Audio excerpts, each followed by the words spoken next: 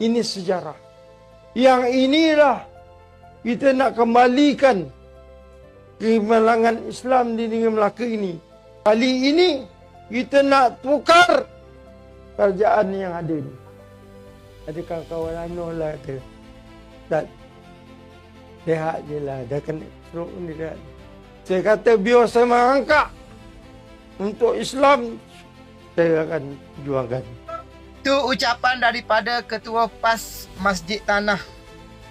Di dalam ceramahnya katanya rakyat Melaka ni kena undi PAS supaya pemimpin PAS ni dapat mengembalikan syiar Islam di bumi Melaka.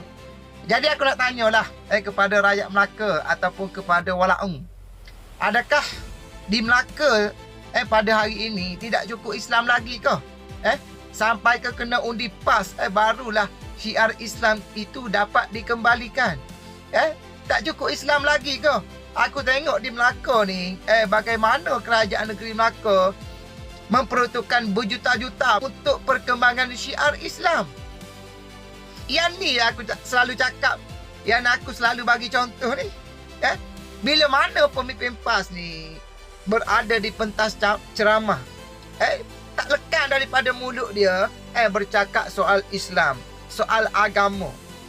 Kalau betul lah seperti mana apa yang nak dibuat oleh Ketua PAS Masjid Tanah tu, cuba walaung cawangan Melaka tengok di Kelantan. Apa yang PAS buat tentang agama Islam di negeri Kelantan? 36 tahun jadi kerajaan. Tak ada apa pun yang boleh dibanggakan oleh rakyat Kelantan. Bercakap berdegar-degar semata-mata untuk meraih undi. Seolah-olah dia sahaja Islam, tetapi hakikatnya kalau bab pelaksanaan gagal.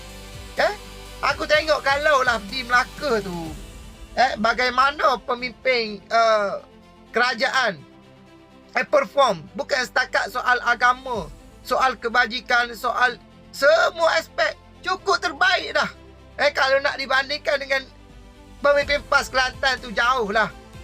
Jadi tak payahlah kalau nak bercakap soal agama berdegar-degar. Tetapi rakyat ni cuba menilai. Jangan percaya hanya pada percakapan, tetapi kena tengok apa dari segi pelaksanaan. Itu baru betul.